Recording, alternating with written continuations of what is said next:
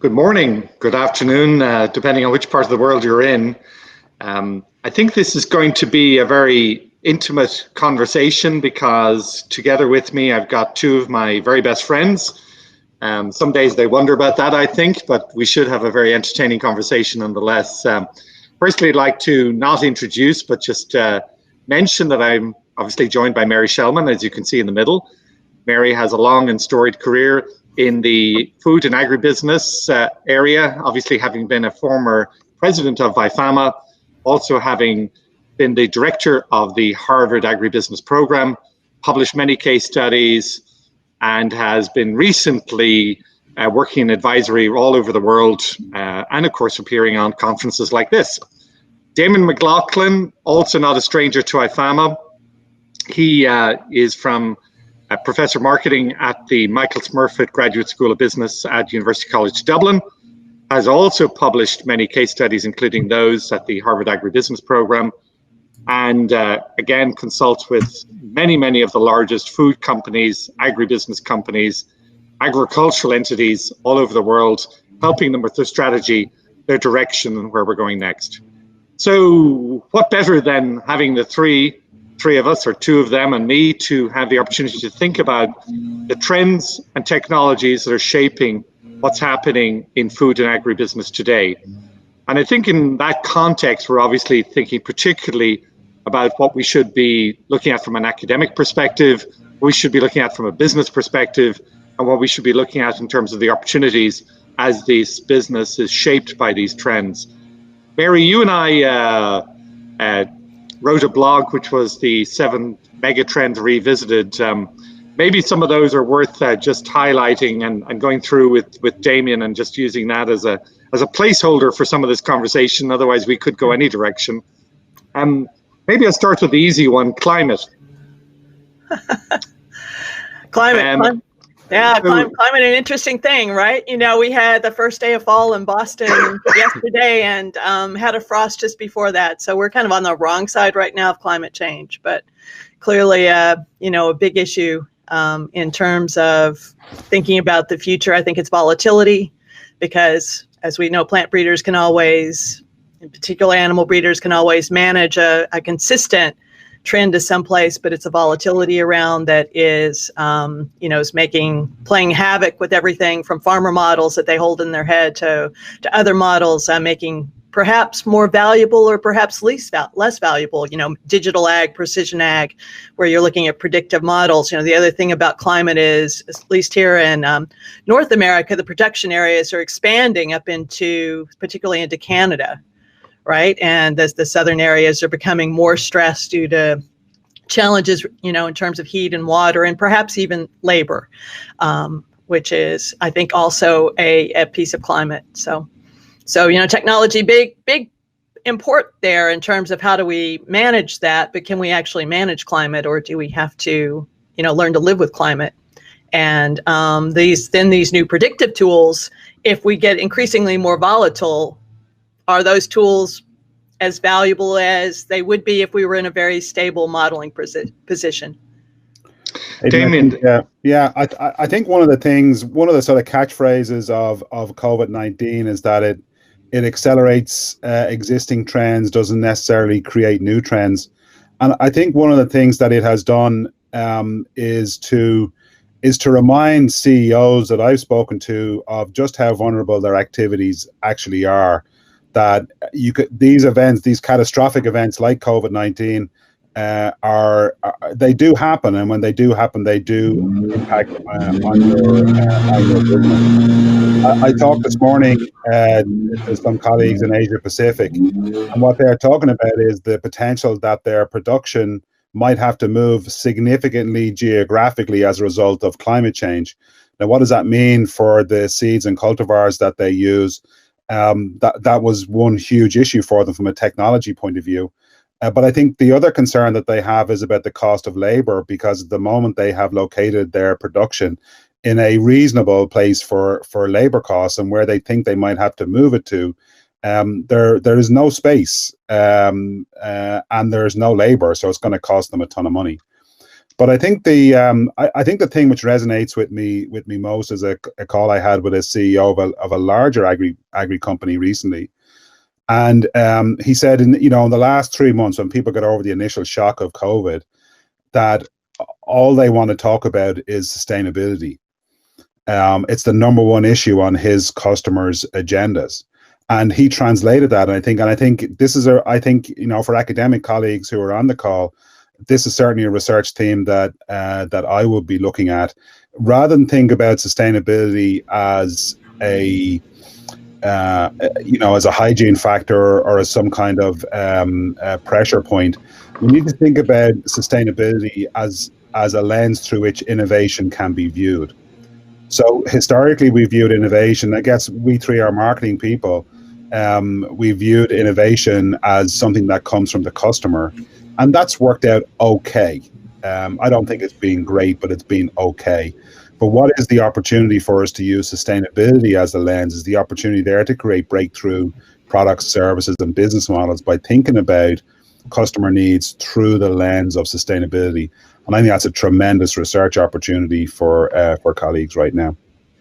Yeah, that's a good one. And I think, Mary, you and I enjoy wine, and obviously Damien doesn't. So, but they're actually starting to produce wine now in the south of England again, which at serious quantities, and talking about maybe making champagnes and white wine. So, but I have just a kind of an FEMA related story on that, Aidan, because I think that's very true. It talks about the shifting production thing, but we were in the FEMA conference in Italy back in, I think it was 2008 in Parma, and there was someone there from a bank in France talking about how production was, kind of going wonky because of climate. And I made that very point, that this is the time to buy wine producing land in Italy or in England.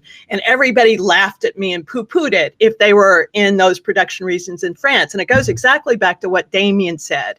This is a wake up call. Everybody, we do this scenario planning, as business leaders, as academics, but then we say, hey, but that's never going to happen. So let's park it over here. Yeah. So, that wake up call, that's a story there, 12 years, right? From when kind of the first little popping up of it at an IFAMA conference, and, did somebody jump on that and run with it? The traditional reaction was, no, never happened, right? So, but isn't it a little bit, and I think Ross Hunt, Damien wrote a piece in one of the Irish newspapers talking about the fact that you look at how much effort's been put into COVID. You look how seriously we're taking it, and how much people talk about, why didn't we see it coming? Why weren't we better prepared? Why isn't we made movies about it? And yet when it arrived, we're like, oh, we never thought about a pandemic. Why don't we apply that same level of concern and thought process and scenario planning, as Mary said, to climate change?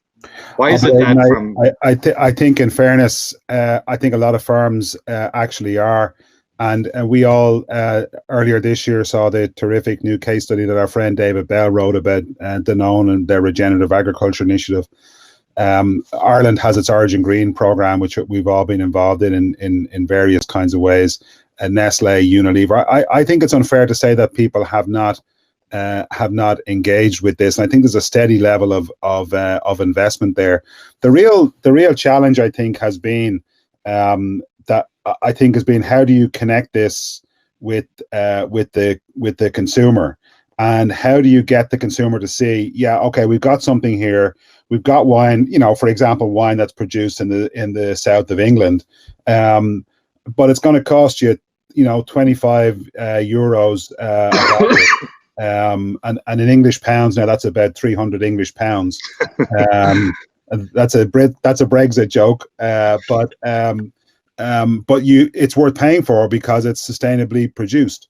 And this is why I think the issue of innovation and sustainability is actually so important, because it gives us the opportunity to say to a consumer, you need this problem solved, and we solve this problem, but here's this terrifically innovative product which just happens to be sustainably produced also. I think if I could just follow that along, Aidan, I think if any practitioner colleagues are on the line, just to Mary's point, you know, you can say they'll never produce wine in the south of England. On Gardener's World, a TV program on British television, they talked about it on Friday, last Friday, producing grapes. But Tom Malnight at IMD has a great phrase in his book, The 3 R's, and he talks about thinking back and thinking forward. I don't think there's anybody on this call who doesn't think that climate change is a real and significant issue. I won't say danger, I won't say threat, but it's very definitely a real issue. So what does it mean for your business?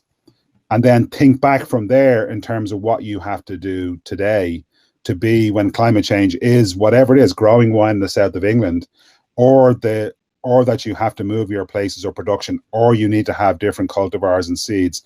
Think back to what you have to do today. And then it's a constant iteration between these two things. Is a tremendous way to work through the scenarios of sustainability, I think. So plenty of easy topics here. Trade. You know, I'm a free trade person. I feel that free trade and globalization has been good for the world. That's not necessarily the view of a lot of people at the moment. And we're certainly heading into a situation where there seems to be, particularly between the US and China, some extraordinarily challenging issues for the food business, sometimes as a byproduct of other trade problems. What happens next? Have you a sense of where does this all end? And does it mean that from year to year, Brazil supplies China and then the US supplies China, and the next year it's only going to be EU and vice versa? Or how does that play out, Mary? Have you a thought process as to what happens? Well, I think we're in this chess game, right, between China and the US. You know, China, as I always, whether I'm talking to students or whether I'm talking to executives around the world, I always start with a conversation about, the importance of China in the global, agricultural and food market. I mean, that's the market mover out there. They have the, a tremendous demand side, very short on the supply side, right? We know that, constrained, 20% of the world's population, less than 10% of the world's arable land, even less water. So China has to be a buyer in this market, but there always has been a very, very, very smart buyer. And, so what China would want is a world to where there's lots and lots of food available and they can buy when they need to, and they can buy at cheap prices. On the US side, it's like, wow, there's other parts of this relationship and we need to get back to it. The US farmers suffered. But now we see with China come back to the US after, being in some other places for a while, that, their demand is still there. I think I think a lot of it depends on the election in November, honestly. Where we're going to end up with this. I think if we continue with the same regime that the U.S. might be, I have a very good friend who's just moved back to the U.S. after spending his entire career in Hong Kong, advising usually on the Chinese firms and the Chinese government.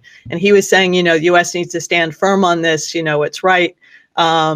There are, you've got to get some pressure back in this situation, right? But yet if we have a change of government here, I think it could go trade deals. Maybe they'll come back again, smoother roll in the world. But I think it also goes back to what Damien was saying, is that COVID has kind of put this wake up call out there that food security is a big deal. And clearly China's always thought it was a big deal. But, now throughout Southeast Asia, and what we really see are these investors coming into the equation saying, hey, it's one thing to have, free food, food available around the world, but maybe we should also be investing in growing our own. So you think about investors like Temasek, the Singaporean Sovereign Wealth Fund, other, Southeast Asian investors who are pouring money right now into two areas.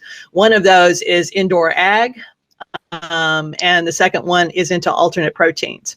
So, that's, here are two ways we can get out of having to, to depend on the rest of the world if we can get some production there. Damien, so Ireland exports food to 50 million people. Brazil has become an agricultural mega power by the ability to produce everything from coffee to asparagus to beef to chicken to orange juice to anything you can imagine. Is that all going to be ripped up? Or are we going to have to face a new kind of existence, a new world? Aidan, I think what the last 6 months has done, and I don't think too many people have realized this, but a senior business person said this to me a couple of weeks ago. She said that every organization on the planet is weaker as a result of COVID-19. So most of the practitioners who were on this call, the people I was talking to this morning, their sales are up by 30%, and their profits have followed that as well. So I mean, financially they're in great shape, but they are weaker as an organization. There's the pressure on innovation in organization is huge. The lack of collegiality, it's not collegiality. People are still collegial, but it's like they don't know what to do anymore because they don't have this opportunity for face-to-face interaction. Governments are weaker because their balance sheets are weaker now because of borrowing. And I think, we three have all benefited from globalization in the last 30 years, but unfortunately not everybody has. So my fear is that governments will cave in to pressures against globalization and will increasingly retreat into regional or national groupings. I don't think there is any informed business person who doesn't think that China's trade policies were fair, or that China did not have to be reined in. I don't think that's beyond dispute. But I haven't quite spent as much time in China as you have, but I've always found Chinese people to be incredibly reasonable. So I think that was a process. I think two things, Aidan, and then I'd like to say something a little bit more dramatic. Unusual for you. Yeah, I know. I think the point about being weaker is really significant. We are weaker. Organizations are weaker. The EU is weaker. Countries are weaker. And I think academics on this call and practitioners on this call have a responsibility to communicate to their communities. I communicate to my students, executives and otherwise, that the world is a better place when we are trading with each other, because it makes us richer and it makes us better educated. If the CEO of a company calls the prime minister of a country and says, we need this to happen, I think that those kinds of things actually have impact. The food and agriculture sector in most of the countries, and I guess by virtue of being on the call again, for most of the countries of people who are on this call, are extremely important, if not in terms of percentage of GDP, they are in terms of percentage of unemployment and the contribution that they make to social harmony. And trade is good for agriculture. So I think these kind of messages are important to send to our students. I think they're important research themes also, but it's really important to send them to government. But let me tell you what I'm really worried about, and this is the dramatic thing, and it's slightly scared me. I ran an executive program in the summer, an in-company program, and I asked the leadership team the thing that they were most worried about, and they had a little huddle about it, and they said war in the South China Sea. I said, well, that'll never happen. And they said, well, the American Marines have changed their entire battle plan, got rid of their aircraft and their tanks so they can fight a war in the South China Sea. So I checked it out and it's true. So, for 35 years, the United States prepared for war in the desert, and I thought that would never happen. And of course, they've been at war in the desert for 30 years, and now they're preparing for war in China. I'm not suggesting any militarism on the part of the United States. Let me be clear about that. But I think that and we could make a similar, I'm sure, suggestion about the militarization of India, of Japan, and of course of China also, and indeed other countries around the world. But I think that the potential, COVID has been a disaster, but Dr. Fauci tells us in a year it'll be gone. The downside of military conflict between large powers is that they have catastrophic effects, as we saw after the First World War. In particular, they have catastrophic effects on global trade. So I have to say I'm short on this one, Aidan. I think big research team. How do you prepare for tighter global trade and significant scenario planning exercise? What do we do if we can't sell to China? It's a huge problem. Well, Alan Gray obviously submitted a question here saying, can we simply deny the concepts of comparative advantage? It seems the immediate reaction is to turn internal, but the economics of comparative advantage will always be a strong draw to continued globalization. Yeah, but it requires leaders who understand that, Aidan. And if I ran through clearly Premier Merkel in Germany and the President of France, Macron, he understands this, but I'm not sure that the British Prime Minister understands it. I'm not sure that the American president understands it, or the president of Brazil. I'm not sure that these major global powers have leaders who I'm obviously. I agree entirely with Alan. We can't deny it, and ultimately it will revert to that because that's the natural level. But it requires political leadership for that to happen, and that's why I think, I'm sure Alan's doing the same thing as we're doing. Tell your students that this is important. Encourage them to go on international visits. Encourage international students to come and talk to business leaders and tell them this is important, and get them to tell politicians. But there's also I think that there's another piece. That's a real macro level, the theory of comparative advantage. It's very hard to walk away from it. But then you come down to the micro level, though. And this is where technology starts playing a role, because does technology have the ability to disrupt some of those series of competitive advantage? And, you think about everything from the ability to, produce dairy and fermentation tanks. Dairy Proteins company in California, Perfect Day. They can produce, an identical dairy protein. It's genetically identical to that. So that changes comparative advantage for dairy, right? Because now you need to be just near to your feedstocks, and you could distribute that in the world in a very different way. Whether it's, producing in a greenhouse, different kind of technology. So I'd say we have to be a bit careful now in terms of, we've got this big thing going on in the world, but we also have, things kind of biting around the middle. And you think back to those stories around, Kodak and what happened in the film industry, how things can be disrupted. And so, again, when we talk about this, I think that, from a standpoint of the academic community, my experience having been on both sides is, and not really a true, I kind of failed PhD. So, and the reason why is because when I was, in that study of economics, it was always about, look backwards and get the data. And to me, the most fascinating things were what was going to happen in the future, not where the data was. I started out talking about these predictive models that we're building for digital ag. They're all based on historic data, but the future doesn't always look like the past. And, so that's why I've always been a fan through, my career of the case study approach, because there you can look at, I think, these individual instances of things that would be outliers in your, your economic trend, and say, hey, what do they see and why are they actually doing something different, and become better. And Damien, you talked about that need to kind of think forward, think back, but really thinking forward and just not assuming that the future is going to look like the past is a big challenge, big opportunity, big risk if you're an academic. Mary, big risk if you're an industry. Can I challenge you, because you're a big believer in motherhood and apple pie, obviously, and these things like vertical farming and alternative proteins, you get so excited by them.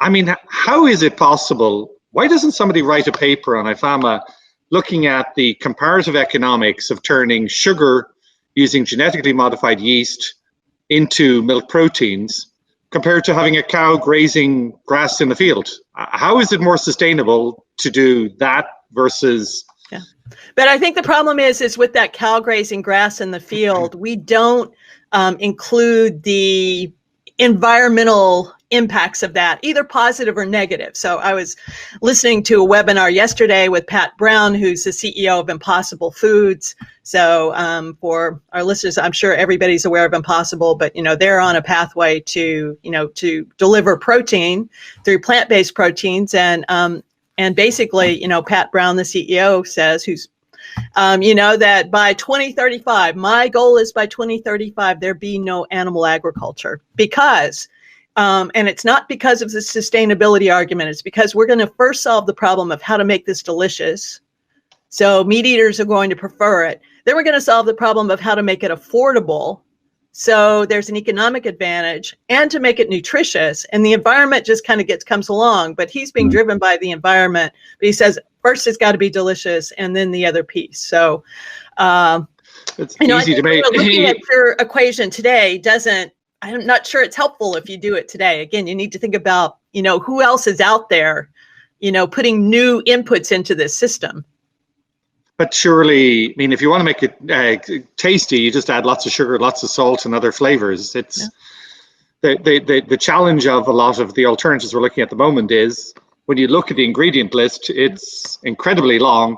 Yeah. And the answer is always this is more sustainable than existing systems, which involve soil, sunshine, water, and in the case of animals growing, they feed off that, or in the case of plants, you get it directly.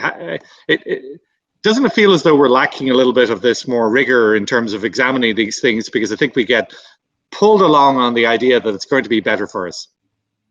Well, I think you have the, again, basically it's marketing. Where do you draw the boundaries around it, right? So Damien and I, got on he pulled me into the academic camp earlier this year, and we were looking at what we ended up with was something like 4 different pathways to a sustainable food system. We started out talking about just sustainability audits. So I don't know how we got there, but I think having this framework, but there are kind of 4 competing views in the world right now, and it's not clear who's going to win. The first one's kind of, what we call, Damon, what do we say? Defend. It's like defending traditional production agriculture, right? So let's make things more productive. Let's keep focusing on using less resources for this piece. Then we have a quadrant called develop, which is like, wow, let's take, production ag and focus more on sustainability and focus more on what the consumer wants.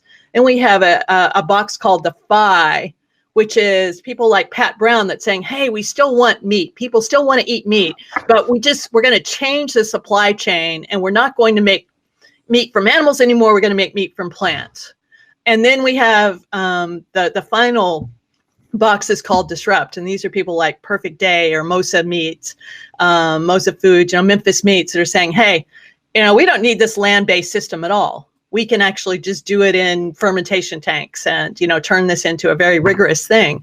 And so, I think it comes back to how do we actually compare these boxes? And one of the things Damien and I say is, this is not prescriptive. We're not saying this box is better than this box. These are just, 4 journeys right now that different groups are on, and kind of the consumers being left to make some kind of judgment. Yeah, I think say more. I think the interesting thing about Impossible, however, is that the intention of that box on our matrix, Mary, the paper is freely available on the Eagles website, so anybody can see it there. We have a different version of it now. We'd be happy to send anybody, but the original version of it is there.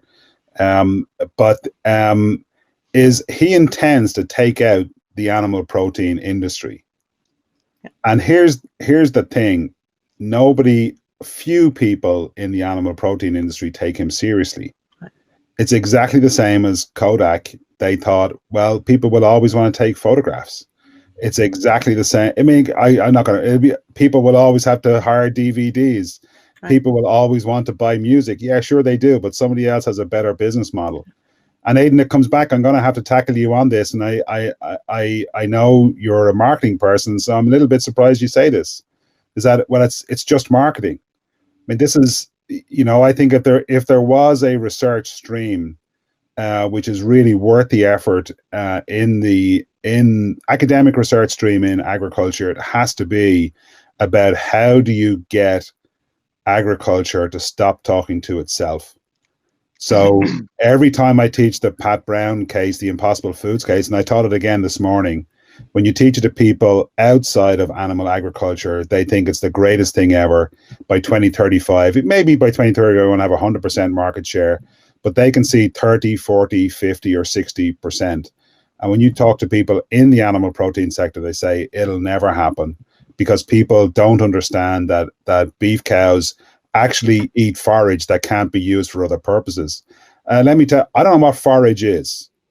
And I don't know why we can't just leave that forage in the fields and not have beef cows eat it either. Nobody cares. What they know is that and this is true. If you want to have a beef burger, a steer has to be killed for you to have that burger. And they don't like it. What they know is that if you eat too much red meat, that it's not good for you. And what they know is that dairy cows or steers produce methane, and that's bad for the environment. Now, you can spend a whole lot of time saying, well, they're wrong, and here's very detailed science. And that's what animal agriculture does. And it's a really dumb thing to do. Pat Brown comes along and says, I've solved all these problems, now come and eat my burger. And suddenly, I think he's grown 40% per annum. I'm surprised it's so low.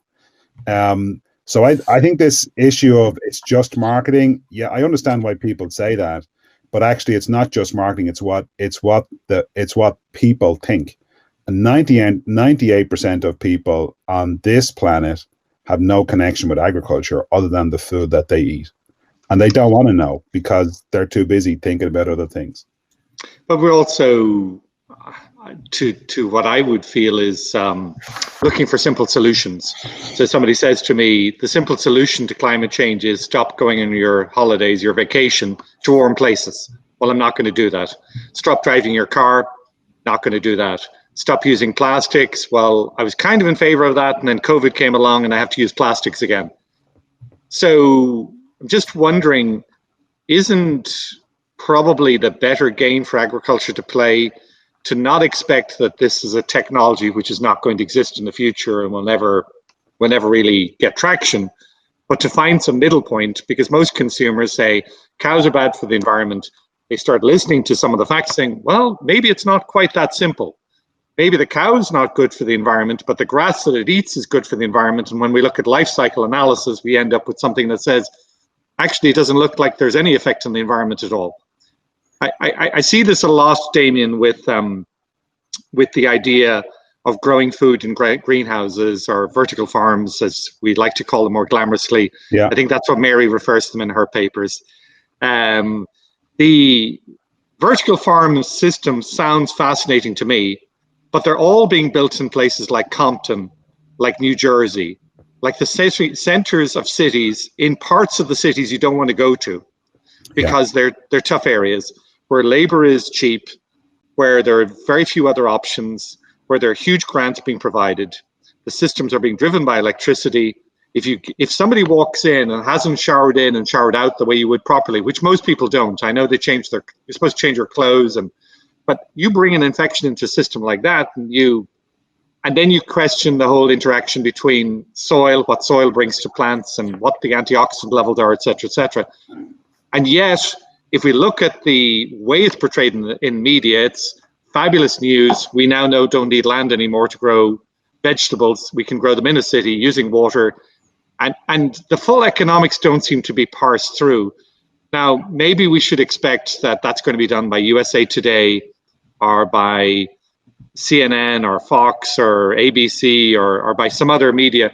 But surely isn't that a role also of organizations like IFAMA to start to go through and say, what are the real sustainable metrics we should be using, economic metrics we should be using, and identifying whether these concepts are actually doing any good for the world or whether they are being driven by your students and by your acolytes and people who've learned from you and say, let's present this in a way that sounds better than the existing technology.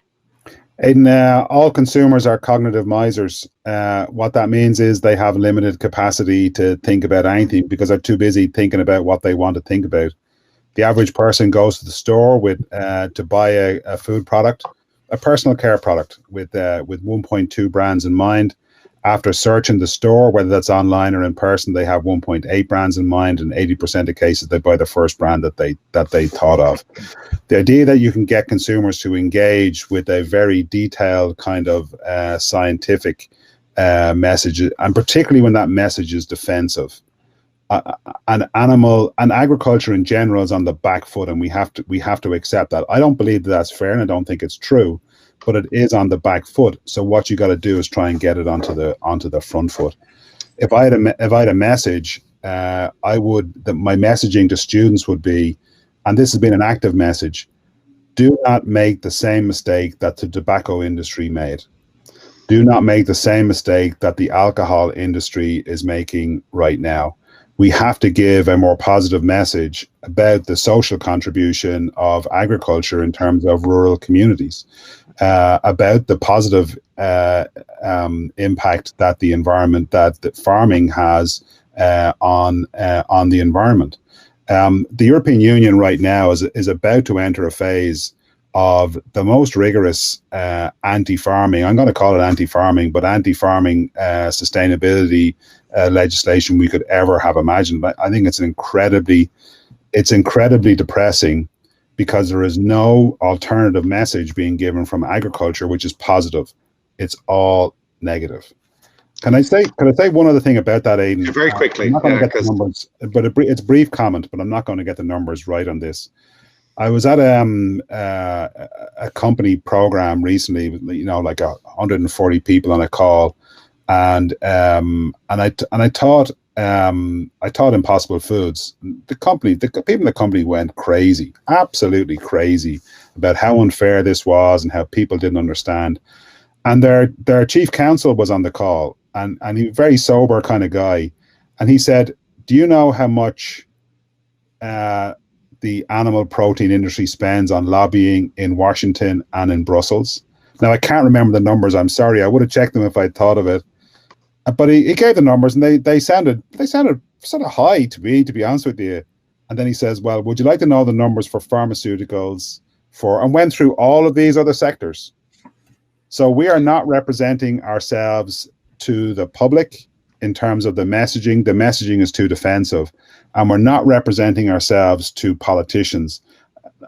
Because I guess many of my faculty colleagues would think that lobbying is a dirty word, and yes, it might be, but this is a dirty business, and there are people who are against our industry, and they are communicating their message to politicians, and we need to get our truthful, honest, and message of integrity to them as well.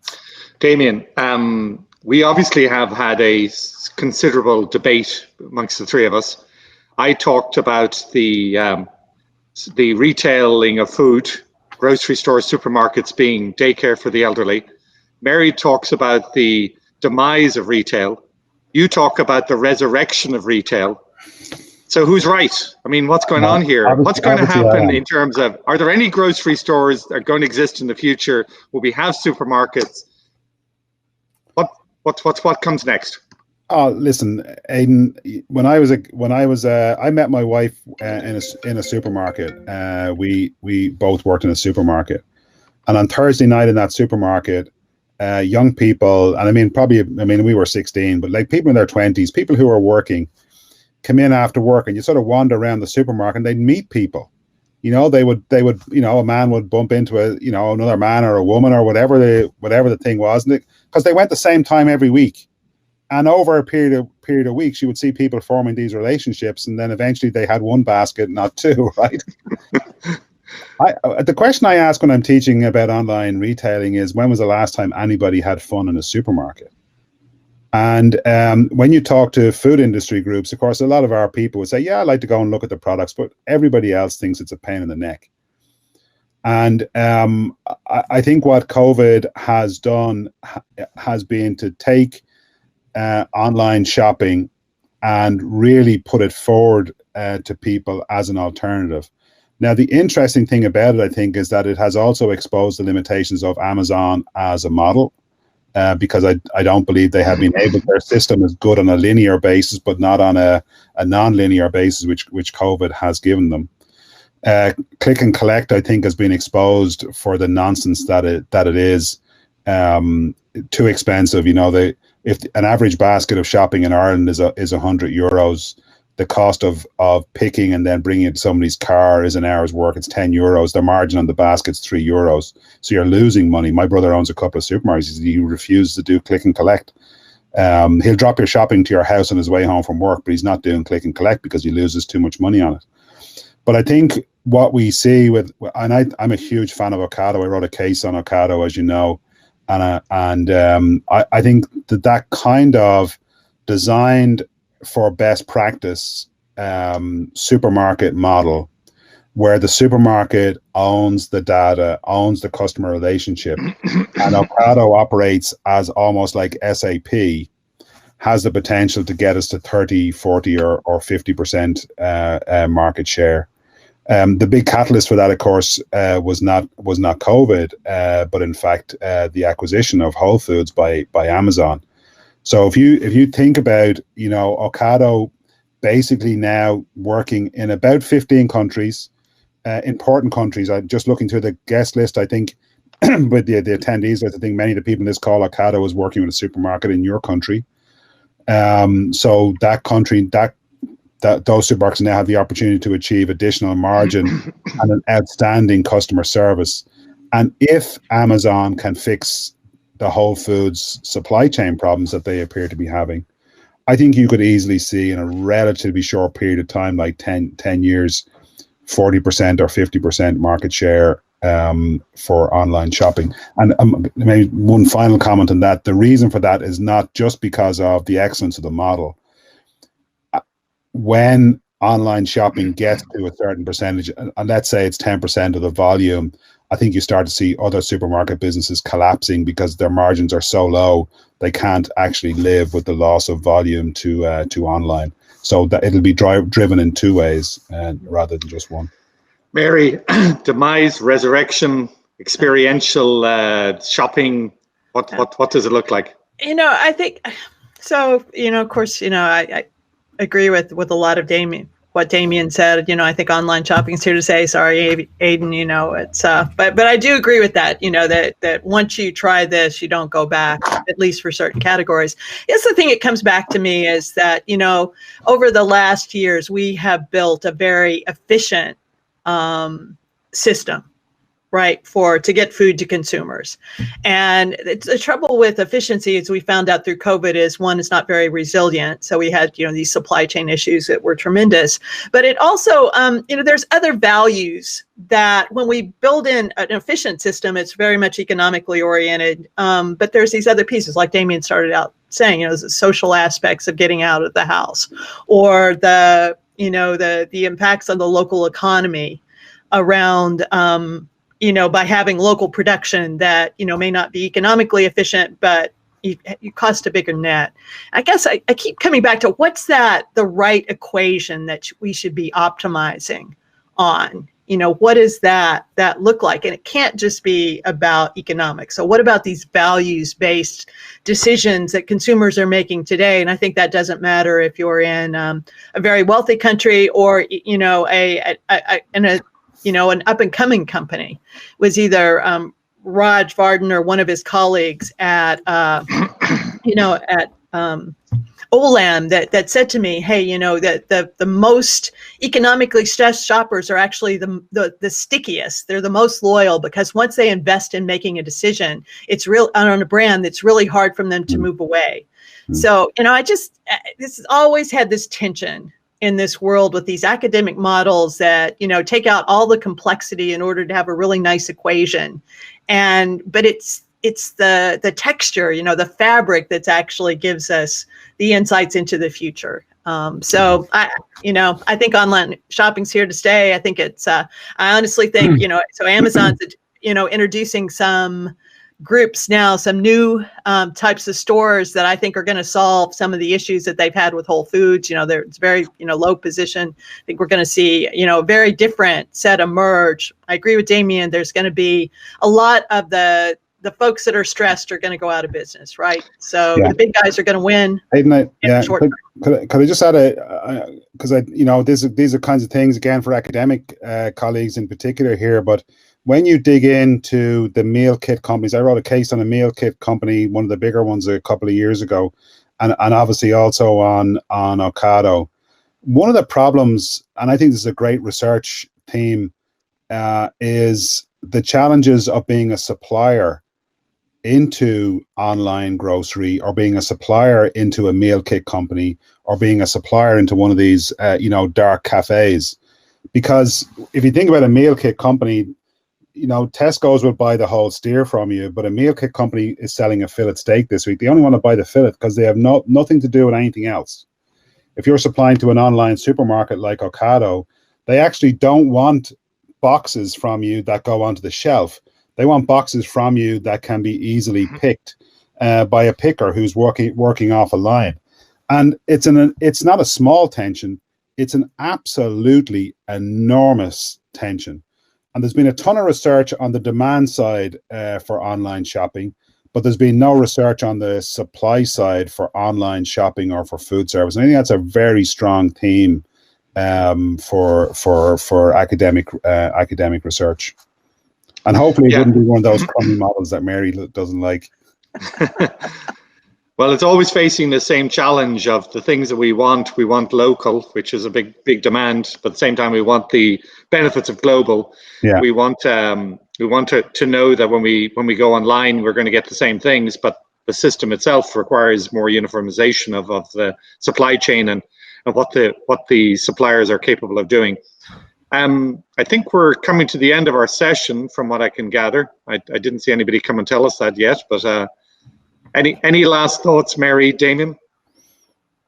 For me, this is just it's the most fascinating time, right, in this industry. We've got changing consumers, we have transformational technologies, new investors in here, and I think it's so rich from an academic standpoint, but also from an organization, a company standpoint, industry standpoint. It's going to be, up to us to help the folks navigate this. So I had a couple of things on my mind, Aidan. One is the role of the farmer. I guess, again, most of us on this call are pro farmer and admiring of farmers, but from a research point of view, what exactly is the role of the farmer in a digital ag environment? So this Land O'Lakes Microsoft initiative, tremendous initiative, but where does it leave the farmer afterwards? Like, what is the role of the farm in that situation? I think that's a great research theme. I think ag tech is leading to entirely new business models. So instead of moving I think pricing is another big research theme for me. Is how do you move? What does it mean for a farmer or a sector to move towards output-based pricing, which seems to be one of the big threads of digital ag, and indeed sustainability. So what does that actually mean for the business model of how agriculture works out? And then the third issue, an issue you and Mary have interrogated very strongly over the years and introduced me to, that's the idea of talent in our industry. In an adjacent industry to ag where I've worked for a long time, one of the things that they say is that you can't sell value unless the buyer can buy value. And I wonder to what, and to be able to buy value, you have to have systems and management capacity. And I wonder to what extent that those systems and management capacities actually exist at farm level, at co-op, many co-op levels, and indeed in many agribusiness firms. So I think this capacity to be able to buy value in order to be able to sell value, again, is a big research theme for me over the next couple of years. Okay, well, I know that Catherine's joining us, so she's kicking us off the stage, but everybody on here writes for IFAMA, writes on LinkedIn, writes lots of stuff, so reach out and find us afterwards. Thanks very much for the opportunity today to engage, as I said, with two friends and have a great discussion about what perhaps we should be doing in IFAMA and in the academic community to meet the needs of food and agribusiness. So, Catherine, over to you. Thank you. Thank you so much, all three of you, for showing up for IFAMA's first digital event and experiment in air meat also. So again, really appreciate your expertise, and the quality of the discussion was just absolutely wonderful. Thank you. Bye-bye. Thank you. Thanks, Bye-bye. Catherine. Bye-bye. Thanks, everybody. Bye-bye. Bye-bye.